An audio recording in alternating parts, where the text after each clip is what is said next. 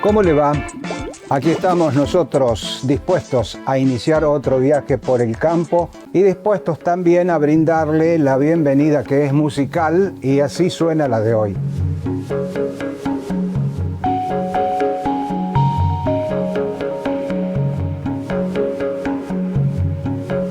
Así está, bienvenida musical, como ya es costumbre nuestra, imágenes de paisajes de la República Argentina que en algún momento hemos recorrido, y todo eso junto empujan la tranquera del primer tramo.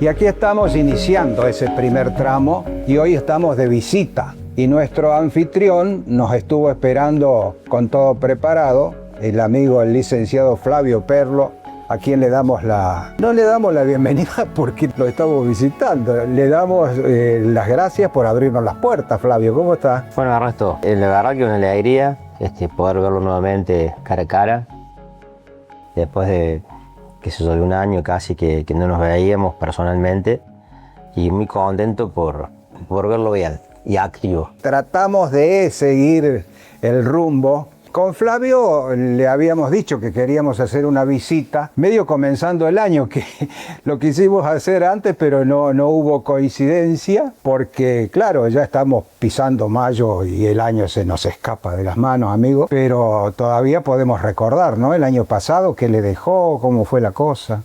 No, creo que el año pasado, en primer lugar, se nos fue el viejo, un gran amigo suyo. Ese fue el gol. Fue el trago amargo del año, digamos. Y bueno, que lo recordamos siempre en cada rincón del campo, ¿no? Pero por ahí andará Elvio, ¿no? Viendo. Sin duda, sin duda. Quienes creemos en esto de la vida eterna, nos imaginamos y vemos eso, que allí anda don Elvio viéndonos. Y por el otro lado, bueno, lo que es el negocio ganadero ha sido, creo que un año para el negocio genético, para nosotros bastante bueno. Sobre todo porque no sé si los precios fueron los ideales, digamos, pero sí he visto con mucho orgullo, digamos, y con mucha satisfacción que la genética nuestra se ha ido expandiendo cada vez un poquito más lejos, digamos, ¿no? En lugares donde mucha gente decía que los Angus no funcionaban, y hoy esos Angus están produciendo y con muy buenos resultados en cuanto a niveles de preñez y a estado. ¿Qué es eso? En provincia, en el norte de Santa Fe, en Santiago del Estero, en La Rioja, en el centro norte de Corrientes, sumadas a todas las provincias que ya veníamos vendiendo antes, ¿no? Además, Flavio ha logrado demostrar algo, que no es una moda el Angus colorado. Así es, me acuerdo cuando empezamos estas notas hace varios años, mucha gente decía que era una moda, que iba a ser pasajero, y la realidad que al estar todo el día dando vueltas por los campos y tener campos en zonas distintas, veía cómo la raza se adaptaba bastante mejor que el negro, sobre todo a las situaciones extremas, ¿no?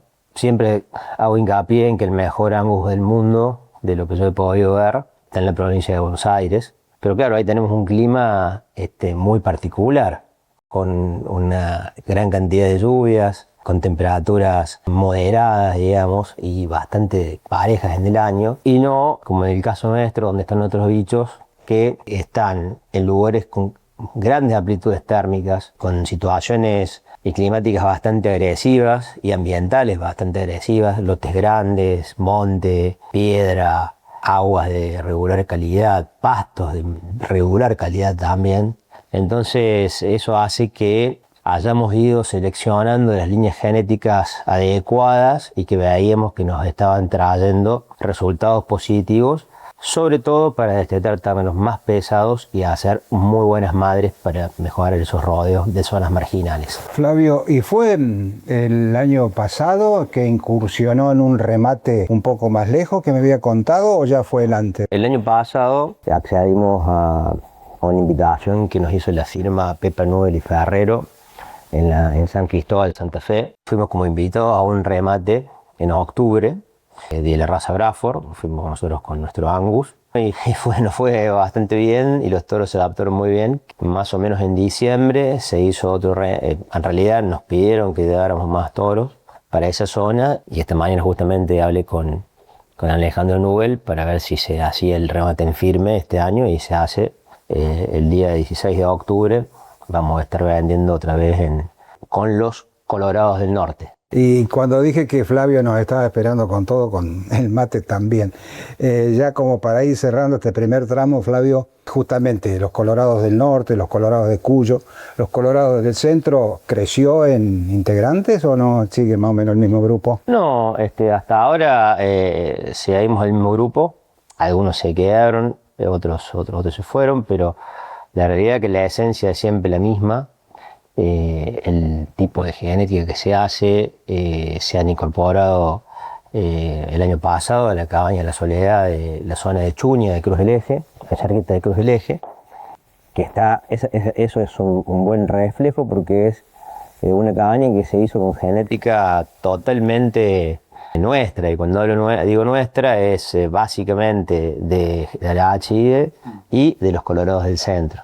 Entonces ahí uno puede ver la pusticidad que tienen esos bichos para hoy manejarse en esa zona e ir colonizando poquito a poquito todas las zonas marginales de Argentina, ¿no? Además, como lo dijimos ya en alguna oportunidad también, lo que corresponde a la Arachide tienen una línea de montaje que pasan por distintos ambientes antes de llegar al campo del productor que elige luego comprar esta genética. Vamos a hacer una pequeña pausa aquí mientras tomamos un par de mates más y vamos a seguir hablando porque tenemos mucho para preguntarle, mucho para que nos cuente.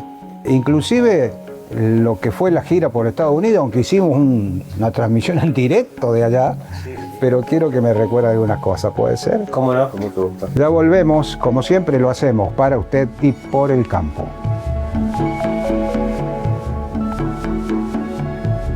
Y aquí vamos iniciando el segundo tramo, como ya es clásico, con las imágenes de paisajes argentinos, con la propuesta musical que elegimos para que hoy nos acompañe. Iniciamos el recorrido. Recorrido que lo vamos a seguir con Flavio Perro aquí en una parte de sus oficinas, degustando unos ricos mates. Y yo le decía anteriormente que quería recordar la experiencia que le dejó aquella gira por Estados Unidos, aunque tuvimos la oportunidad de hacer una entrevista en directo allá vía virtual. Me había dicho en aquella oportunidad que se trajeron una experiencia muy, muy importante, ¿no? Sí, la verdad que no solamente de lo que vimos en Estados Unidos, sino del grupo humano con el que participamos en la gira.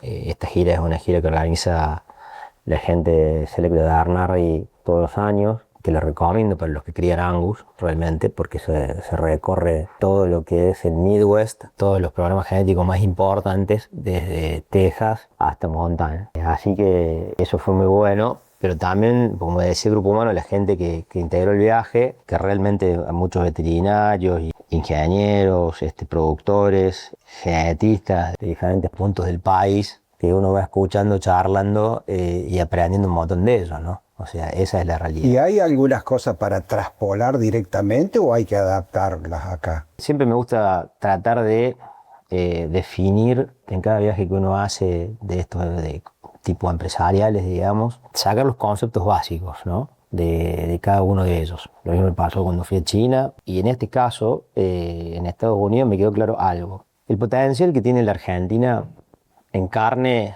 prácticamente no lo tiene ningún otro país a nivel global. Primero hay que diferenciar dos temas. Uno es la carne, como se dice, commodity, digamos como si fuera soja o maíz, que generalmente la produce Brasil y Australia con las razas índicas o las razas sintéticas. Y después está la carne premium, que solamente le puede producir en escala Estados Unidos y la Argentina, que son las razas británicas. Este momento histórico que estamos viviendo, donde las proteínas cárnicas sobre todo, están volviendo e integrando una parte muy importante en la dieta de todo el mundo, digamos, ha sido la tendencia, realmente se está buscando producir cada vez más volumen de carne de calidad, porque la gente busca el bife chorizo, digamos, el famoso bife de chorizo argentino, o el ribeye americano. No tienen competencia a nivel global con las otras razas en esa calidad. Entonces, creo que lo que me quedó claro de esta gira es que Argentina tiene que aprovechar este momento histórico, y los productores también, para incorporar genética en sus campos por los precios relativos. La genética es lo que se amortiza más rápidamente en cualquier campo y de no es fácil acceso. O sea, un buen toro que te mejore 30 el rodeo y que te deje buenas madres, produce un impacto positivo que dentro del negocio ganadero, que es un negocio a largo plazo, te genera una rentabilidad extra y la ves muy pronto. Por otro lado, también el tipo de animal que se produce allá es bastante diferente al que producimos nosotros. Ellos hacen bastante más confinamiento. ¿Y los kilos de faena para...? Los kilos de faena son muy superiores, ¿sí? Ellos están llegando a la faena hoy con novillos de 700 kilos, con 180 días de corral, y están buscando avanzar hacia 800 kilos con 210 días de corral.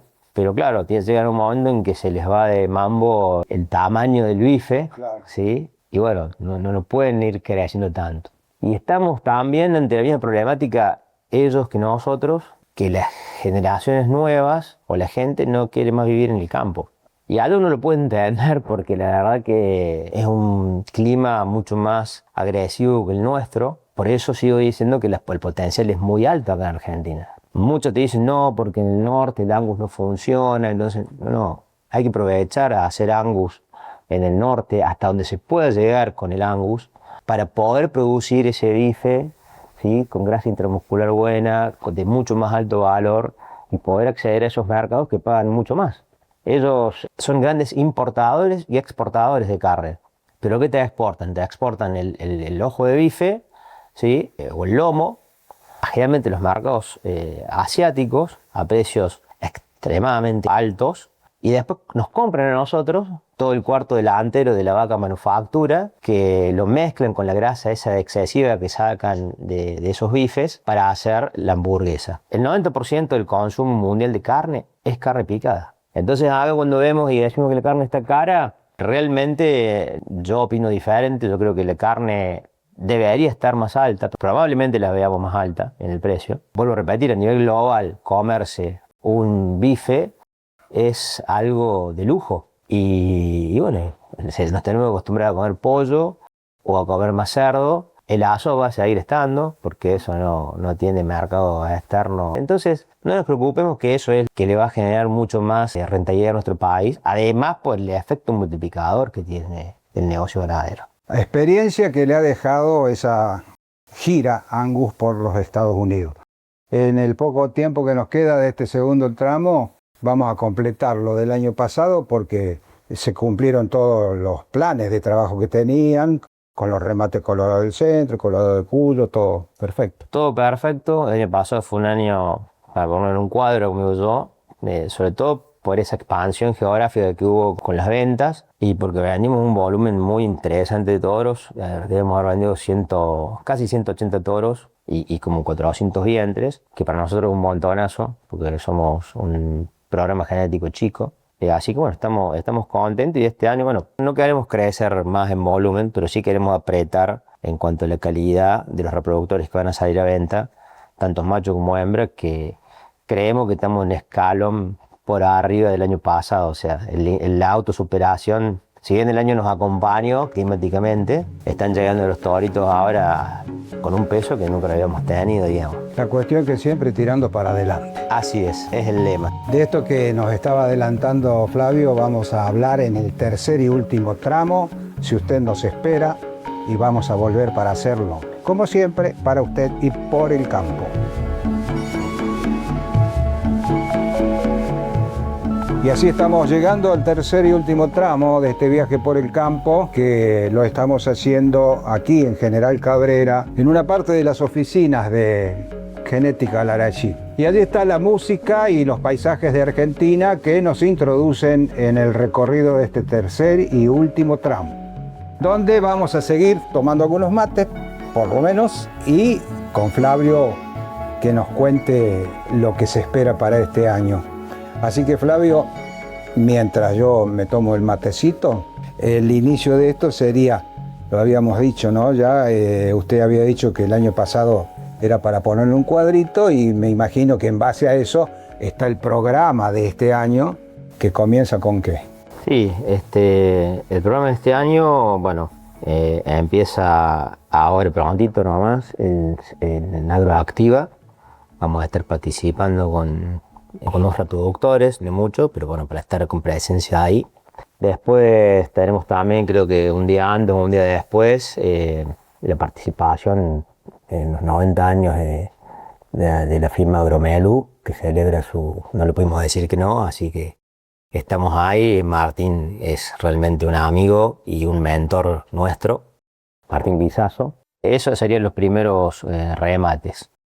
Y después, bueno, después vamos a estar dando reproductores con talano, seguramente hembras durante algún televisado desde ahora hasta que llegue agosto, que el 14 de agosto. Estuve viendo un hermoso lote de novillo en el último, ¿no? Sí, estamos sacando todo lo que no quedó para toro. Como lo nuestro, yo siempre digo, no es una cabaña, sino que es un programa genético, que es otro concepto que en Estados Unidos se denomina así. Allá no son cabañas, son ranchos que hacen programas genéticos. El nuestro es eso, ¿no? Y los terneros nacen en el Caldenal Pampeano, en el campo que tenemos en La Pampa. Entre enero y abril de cada año se destetan, vienen a San Luis, al otro campo que tenemos ahí en Nachel, en el Valle del Conlara. Están un año aproximadamente, y en esta época ya estamos trayendo los toros desde Nachel hacia General Cabrera para ponerles el traje para las ventas. Es todo ese programa que es la base del funcionamiento, digamos, y de la articidad de la cabaña, hace que tengamos todos estos remates. Como decía, el 14 de agosto está el de Talano, que con los Colorados del Centro. 16 de octubre va a estar los Colorados del Norte por primera vez en San Cristóbal, Santa Fe, con la firma Pepa Nubel y Ferrero. Y después en noviembre, los primeros días de noviembre, vamos a estar, como tradicionalmente lo hacemos, con la firma Ganadera del Sur y los Colorados de Cuyo en San Luis. No obstante eso, bueno, siempre con el amigo Jorge Gil, que nos representa en todos los eventos que son del sector Angus Centro. Pero le vendió la vaquillona que quería llevar a vos la vez pasada. No sé, se me Estaba enojado, Jorge. No, me vendió la vaquillona que yo quería llevar. Exactamente, a veces pasa eso, a veces nos cuesta ponernos de acuerdo, pero realmente sabe mucho y nos ayuda bastante, digamos, en eso de ver el aspecto fenotípico. Va a mostrar también los productos con el día de campo, ¿no? Sí, el día de campo todavía no tenemos definido qué día va a ser, pero bueno, tengo que coordinarlo con Miguel y con José Talano para definir bien cuándo sería la fecha óptima para hacerlo, ya que este año el remate se nos adelantó una semana. Canal Rural pidió si lo podemos adelantar, digamos, del tercer viernes al segundo viernes de agosto. Bueno, y aprovechando su cercanía con las ciencias de la economía, como licenciado en Administración de Empresas, ¿cómo está viendo la economía sintéticamente? Primero que a lo mejor uno trata de ser objetivo. La economía tiene una parte de ciencia exacta y una parte de ciencia social, ¿no? La macro y la micro. La macro y la micro, así se diría. Bueno, yo creo que la macro está muy bien ordenada. Creo que nunca tuvimos esta situación, digamos, desde principios del siglo pasado, o sea, desde los años 20, que no teníamos una economía tan ordenada a nivel país. Creo que es porque es la primera vez que tenemos un presidente economista, porque si uno no se pone a ver, tuvimos siempre abogados. Médicos. El 90% fue abogado, después tuvimos creo que un médico y un ingeniero. El resto siempre habían sido abogados. Y entonces, a nivel general, el país se divide en dos. O sea, estamos pasando de un proyecto de país que se trató de imponer totalmente ficticio durante más de 80 años, ¿sí? Por un partido político que trató de concentrarlo en el consumo y por ende de toda la parte industrial se concentró alrededor de los grandes centros urbanos, generando un montón de inconvenientes. Esa parte del país hoy no está tan bien, digamos, pero todo el resto del país, todo el interior, si uno habla con gente de Salta, de Jujuy, de Catamarca, de San Juan, bueno, ni hablar de Neuquén o de Río Negro, está teniendo un boom en inversiones y en lugares de desarrollo de negocios, pensando en un mercado exportador, lo que va a permitir que se ingresen un montón de divisas al país y que después el país se transforme y eso tenga un efecto de derrame. Obviamente eso va a tener su tiempo, ¿sí? No es llame ya, esto no es exacto, esto es como imagínese, qué sé yo, usted llega a su casa y está toda rota y la tiene que arreglar y bueno, va a ir arreglando de a poco lo que puede, pero cuando la termine de arreglar, ¿sí? Su casa va a estar bien, usted va a estar más contento. Bueno, el país le está pasando eso. Estamos en la etapa de la refacción de toda la destrucción que sufrió desde el año 45 hasta ahora. Y que se llegue a ese ansiado momento de que haya ocupación para los que necesiten trabajar con algún oficio y ahí arrancamos. Yo creo que los oficios son los grandes ganadores de este momento, ¿no? El trabajo está, ¿sí? Uno habla, le vuelvo a repetir, uno habla con gente de Neuquén, con gente de todas esas de San Juan. El trabajo está, pero hay que salir de los grandes centros urbanos y dejar de pensar en el plan social.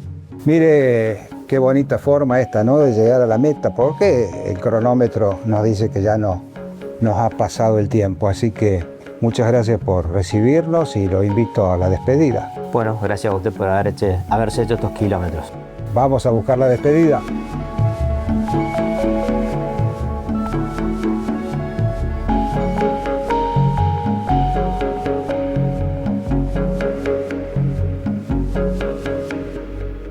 Que la encontramos rápidamente detrás de estas imágenes de paisajes de la República Argentina con la música que hoy elegimos para que nos acompañe, el ritmo este que nos lleva, usted sabe, a la tranquera de salida y allí está la frase del final.